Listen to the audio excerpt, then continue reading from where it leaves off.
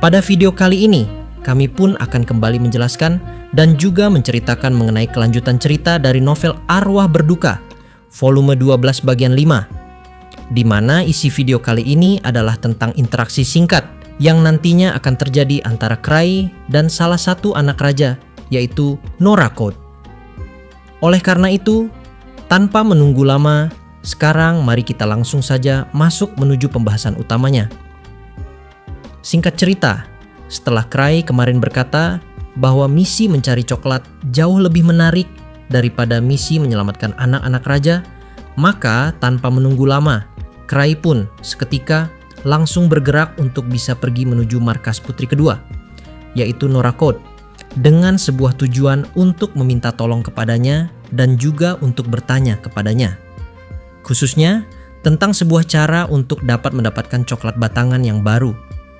Alasannya cukup simpel, kenapa Nora yang dipilih oleh Cray, yaitu karena Nora adalah seorang ilmuwan sekaligus merupakan anak raja yang terkenal akan kejeniusannya, mampu menciptakan benda-benda luar biasa yang melampaui nalar. Contohnya, Nora dapat menciptakan obat untuk dapat meningkatkan kekuatan fisik dan juga kekuatan sihir dari rakyat Code. Nah, setelah memutuskan untuk pergi menuju markas Nora, Cray pun langsung menggunakan kekuatan dari relik terbarunya, yaitu relik handphone yang sebelumnya diberikan Jan kepadanya. Lalu, hanya dengan satu kali pencet, secara instan Cray langsung sampai tepat di depan pintu masuk markas Nora Code. Sayangnya, Cray sekarang kurang perhitungan, di mana ketika dirinya baru saja sampai, Cray sempat lupa bahwa Nora jauh berbeda dari Putri Alyssa. Di markas Putri Alyssa hampir tidak ada satupun pengawal kecuali Alyssa sendiri. Sedangkan di markas Putri Nora isinya adalah pasukan kesatria dengan tubuh yang besar dan juga menggunakan senjata lengkap. Gara-gara itu setelah Cray baru saja tiba, dia pun seketika langsung ditangkap dan dibawa menuju ke hadapan Nora.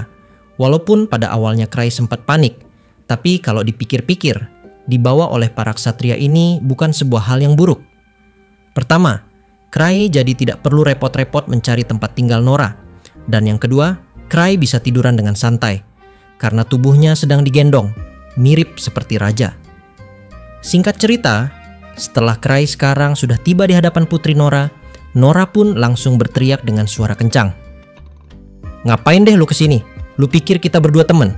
Udah dibilang aku gak mau ketemu lagi sama kamu, tapi sekarang kenapa dirimu malah nekat datang ke tempatku?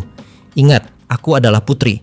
Para bangsawan level 7 saja harus membuat jadwal dan juga harus mengantri jika ingin bertemu denganku. Tapi kau yang bukan siapa-siapa justru malah datang seenaknya."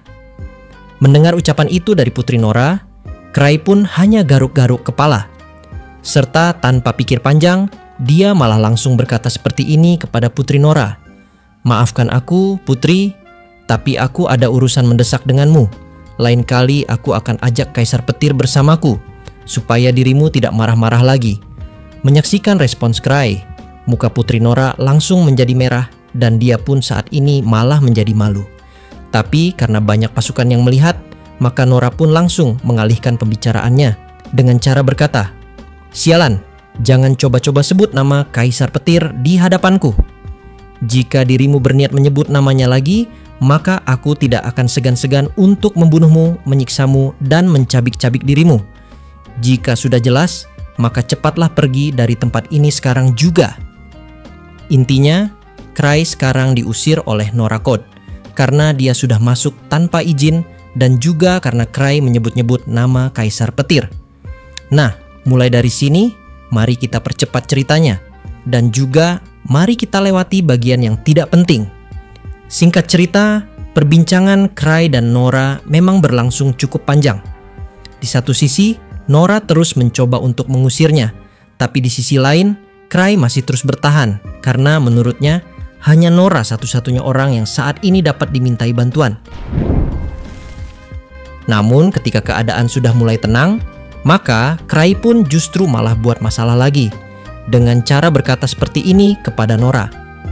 "Aku beneran minta maaf, nggak ada niat jahat, sumpah. Tapi kalau dipikir-pikir, Kerahi tadi nyasar gara-gara kena sistem pertahanan, terus ketendang entah kemana. Jadi aku nggak bisa bawa dia. Jujur aja ya, aku nggak ngelihat dia di luar gedung juga, jadi kemungkinan dia nyangkut di gedung lain. Tenang, dia sama Cole dan kawan-kawannya. Kalau ada apa-apa, pasti mereka bakal ngabarin. Di momen itulah, Nora yang sudah semakin emosi, akhirnya sekarang hanya bisa pasrah. Satu-satunya pilihan dari Nora adalah mengabulkan permintaan dari Cray supaya dia bisa cepat pergi dari tempat ini, dan juga supaya Cray asli bisa pergi untuk dapat mencari kerahi palsu yang merupakan pujaan hatinya. Kemudian setelah itu, Nora pun langsung menarik napas panjangnya, kayak lagi nahan marah. Terus dia langsung menatapku dengan sorot mata galak dan juga sambil berkata seperti ini, "Keluarkan coklat itu sekarang. Aku mau mencocokkan dengan sistem kota. Sehabis hasilnya keluar, kamu juga langsung pergi cari kaisar petir." Mendengar ucapan itu dari Nora, Cray pun langsung membalas, "Aduh, maaf, aku nggak bawa apa-apa. Coklatku sudah habis." Semua ucapan dari Cray barusan tentu aja malah bikin Nora jadi semakin emosi. Hingga di dalam dialognya, Nora pun kembali berkata kepada Cray, "Kamu kira ini acara lawakan? Masa kamu datang ke sini dengan tangan kosong?" Menyaksikan respon marah-marah dari Putri Nora, Cray pun langsung berinisiatif untuk dapat meminta bantuan kepada Putri Alyssa supaya Alyssa bisa kirim stok coklat batangan yang tadi udah diberikan kepada Alyssa. Siapa tahu aja Alyssa masih menyimpan sedikit stok coklatnya. Di momen itulah, Cray pun langsung buru-buru buka handphonenya lagi. Lalu dia langsung kirim pesan kepada Alyssa. Intinya, Cray minta dikirimkan coklat secepat mungkin karena Putri Nora sudah menunggu.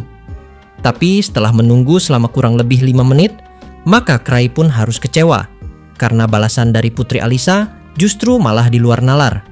Putri Alyssa bilang, coklatnya sudah habis dimakan semua, tanpa ada satupun yang tersisa.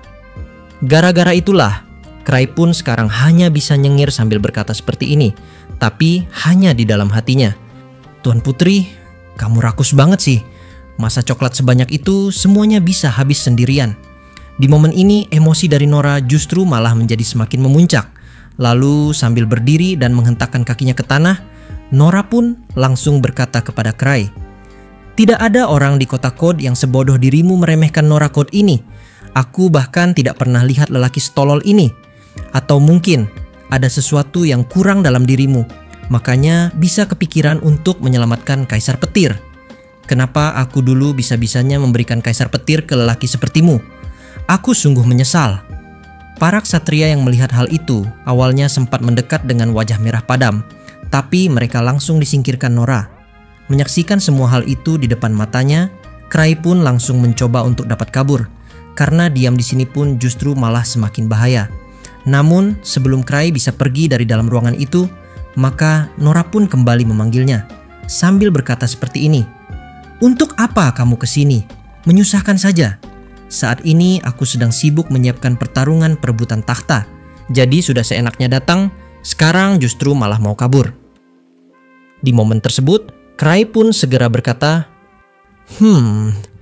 Dari tadi aku kira ini cuma sesi marah-marah biasa, tapi ternyata dia pun sekarang malah ngomongin sesuatu yang kayaknya penting. Aku tidak tahu apa maksud dari ucapannya, tapi tadi dia bilang mereka sedang mau perang. Yang artinya, aku bakalan terlibat dengan sebuah masalah lagi jika aku tetap ada di sini. Gara-gara berpikir seperti itu, maka untuk yang kedua kalinya, Cray pun segera berinisiatif untuk bisa pergi lebih dulu. Tapi baru saja bergerak satu langkah, maka Cray pun langsung kepikiran sesuatu. Sampai pada momen yang sama, Cray pun langsung membalikan badannya, sambil bertanya seperti ini kepada Putri Nora lagi. "Putri Nora, kamu bilang jika ada contohnya, maka kamu bisa bikin apa saja. Jadi kalau aku bisa bawa stok coklat asli, berarti kamu bisa bikin benda yang sama juga." Mendengar pertanyaan itu dari Cray, Nora pun langsung membalas, "Tidak tahu, itu tergantung jenisnya. Tapi yang jelas, coklat batangan tidak ada di dalam daftar makanan dari negara Code. Namun kalau aku bisa memecah komposisinya dan juga mencari material yang serupa dari negara ini, maka aku bisa membuat apapun. Masalahnya, sistem negara ini sudah diatur oleh Raja Pertama dengan menggunakan sebuah kekuatan besar yang disebut dengan kekuatan Grand Code. di mana di dalam praktinya kekuatan Grand Code dari raja pertama adalah untuk dapat membuat negara ini bisa menciptakan apa saja supaya para rakyatnya bisa bertahan hidup. Ditambah, barang-barang yang bisa diproduksi oleh relik dari negara ini semua terbatas pada barang-barang yang dulu sudah didaftarkan oleh Raja Code. Gara-gara itulah aku tidak bisa memberikan jaminan kepadamu bahwa aku bisa membuat coklat batangan. Intinya, selama bahan pembuat coklat sudah pernah didaftarkan oleh raja pertama, maka aku bisa membuat ulang coklat itu. Tapi jika ternyata bahan itu tidak ada, maka coklat tidak akan pernah bisa dibuat. Walaupun aku adalah anak raja dengan kelas 8, tapi aku tidak memiliki kekuatan untuk dapat mengotak-atik aturan dari raja. Yang artinya, untuk dapat merubah aturan dari raja pertama, maka orang yang bisa melakukannya hanyalah raja kedua saja, yaitu dia adalah ayahku. Mendengar ucapan itu dari Putri Nora, Cray pun awalnya sama sekali tidak mengerti apa-apa. Karena pada dasarnya ada banyak istilah baru yang saat ini malah bikin Cray jadi pusing. Contohnya adalah kekuatan dari Grand Code. Tapi terlepas semua hal itu, Cray memiliki satu buah kesimpulan sederhana, yaitu jika mau bikin coklat, maka satu-satunya orang yang bisa menciptakannya, dia adalah raja dari negara kode ini. Di momen itulah, Cray pun langsung membuat sebuah rencana licik, yaitu dia akan mencoba untuk bisa datang menuju ke tempat raja dengan niat untuk dapat membujuknya, supaya raja mau memproduksi coklat batangan baru. Walaupun pada awalnya Cray tidak yakin bahwa rencananya itu akan berhasil, namun jika tidak dicoba, Cray tidak akan pernah tahu. Gara-gara itu, Cray pun sekarang langsung tersenyum licik menuju kepada Nora. Lalu dengan santainya, Cray pun segera bertanya seperti ini kepada Nora lagi, tepat sebelum dirinya pergi. "Putri Nora, aku punya satu pertanyaan lagi. Apakah kamu pernah lihat kemunculan dari teman-temanku? Namanya adalah Kaiser dan juga Sarah. Jika kamu pernah lihat, maka tolong kasih tahu aku." Mendengar pertanyaan itu dari Cray, Nora pun saat ini langsung mengusirnya sambil marah-marah kepada Cray untuk yang kesekian kalinya. "Sudahlah, jangan banyak tanya lagi. Aku bukan pelayanmu. Cepat pergi sekarang juga. Aku udah gak betah lihat kamu." Nah, mulai dari sanalah ceritanya pun kini langsung dipotong, alias setelah Cray sudah pergi tepat dari dalam markas Nora. Maka scene pun kini langsung bergeser menuju ke dalam sudut pandang dari Putri Nora saja tanpa ada Cray, di mana di dalam praktiknya narator pun langsung menjelaskan keadaan dari perang besar yang akan segera terjadi di dalam negara itu. Tapi sekali lagi hanya dalam sudut pandang Nora. Sebenarnya dialognya sangat panjang, bahkan ada lebih dari 2 halaman yang isinya menceritakan tentang Putri Nora. Tapi supaya tidak terlalu bertele-tele, maka kami akan rangkum saja menjadi beberapa potongan kalimat sebagai berikut. Pokoknya mulai dari sini sampai selesai, isinya full tentang Nora Code. Nora Code itu tipe yang tidak punya sekutu. Saudara-saudarinya malah memilih untuk jadi musuh bebuyutan dari Nora karena masalah perebutan takhta. Sementara itu, para bangsawan faksi cuma gerombolan pelin-pelan yang terlalu mudah pindah haluan kalau situasi berubah. Makanya, Nora memutuskan untuk membuat pasukan pribadi yang dijamin setia selamanya. Dengan modal sumber daya segunung, dia berhasil membuat manusia-manusia super, eksistensi paling kuat di negara Code. Nora memberikan mereka jabatan pengawal pribadi, kasih fasilitas VIP, dan membuat mereka jadi ksatria kelas wahid yang bahkan bisa nahan intervensi dari kelas 8. Memang sih, jumlah pengawal yang bisa diangkat keluarga kerajaan itu terbatas. Tapi dengan mengumpulkan orang-orang jagoan yang lebih kuat dari prajurit mekanis dan membuat Night Guard Order, bisa dibilang kalau Nora berhasil membentuk salah satu faksi paling kuat di Code. Hanya saja, ada satu gangguan besar, yaitu dari kakaknya sendiri, alias dari Agus Code. Sebagai anak pertama Raja Code, dia punya start lebih awal dalam persiapan ketimbang adik-adiknya. Makanya, bisa dibilang dia itu lawan utama dari Nora Code, sekaligus lawan yang paling kuat. Faksi yang dia bangun dapat dukungan paling banyak dari para bangsawan, soalnya dia sudah lebih lama main di politik kerajaan. Dan parahnya lagi, Nora harus mengakui kalau otaknya itu luar biasa. Sumber daya kerajaan ada banyak, tapi cuman yang jenius yang bisa memanfaatkannya dengan maksimal. Bahkan dalam urusan utak-atik sistem penjara, Agus selalu satu langkah di depan. Kalau soal pemahaman sistem, jujur saja Agus memang unggul jauh. Namun untuk sekarang pertarungan dari mereka berdua masih bisa dianggap seimbang. Di satu sisi, Nora fokus pada bidang pengembangan pasukan, sementara Agus, dia fokus dalam bidang persenjataan. Masalahnya, sekuat-kuatnya senjata, itu tetap saja tidak akan pernah bisa digunakan jika tidak ada sumber daya manusia yang kuat. Gara-gara itulah, Agus pun justru malah merancang program imigrasi dari luar dunia untuk membawa masuk orang-orang baru. Di mana rencana besar dari Agus adalah untuk dapat menjadikan mereka pengguna untuk semua persenjataan yang sudah dia buat. Tapi kalau dipikir-pikir, tidak bisa dibayangkan pendatang baru yang asalnya bukan dari KOD bisa lebih hebat daripada pasukan yang sudah dilatih secara khusus oleh Nora. Minimal, pasti dia punya rencana untuk rekrut petarung-petarung terbaik untuk dijadikan pionnya. Mirip seperti yang dilakukan Nora saat dia mengincar Kaisar Petir. Tidak hanya itu, karena masih di satu panel yang sama ini, Nora pun kembali berkata kepada kita bahwa raja dari kode yang sekarang sudah semakin tua renta dan masa pemerintahannya tinggal hitungan hari. Sudah lama dia tidak muncul di hadapan anak-anaknya, bahkan mengirim pesan pun sudah tidak. Singgasana sudah segera kosong. Pertarungan perebutan takhta pun dimulai. Masih banyak sekali hal yang harus dipikirkan. Sebelum waktunya tiba, dia harus merusak kekuatan Agus, Tony, dan semua pasukan kelas 8 lainnya sebanyak mungkin.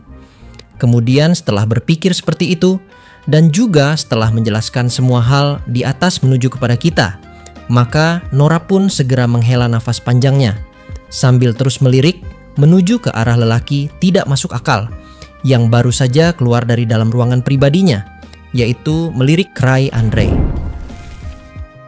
Nah, menariknya, setelah Nora sekarang sudah mulai tenang, maka Nora pun langsung bertanya kepada salah satu pasukannya dengan cara berkata seperti ini. Apakah ada salah satu dari kalian yang tahu siapakah lelaki itu?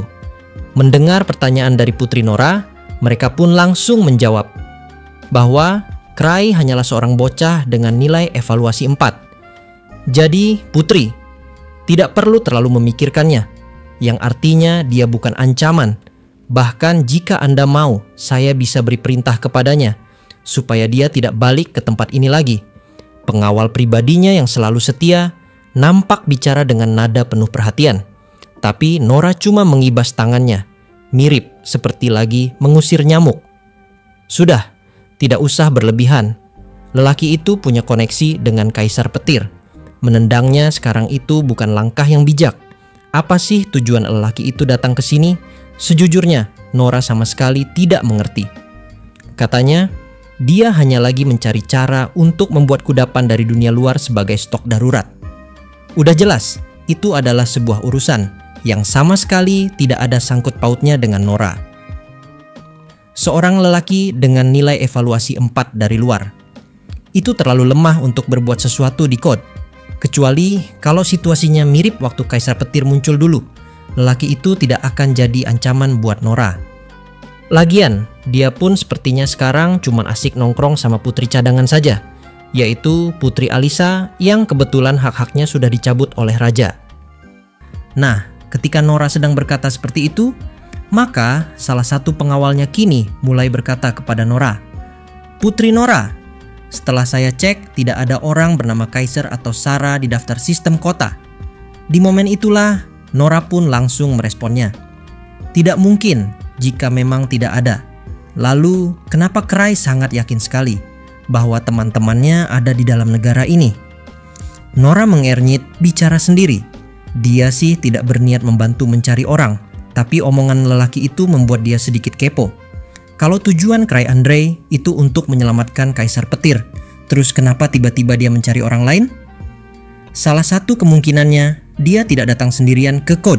Atau dengan kata lain, Cray tidak datang sendirian.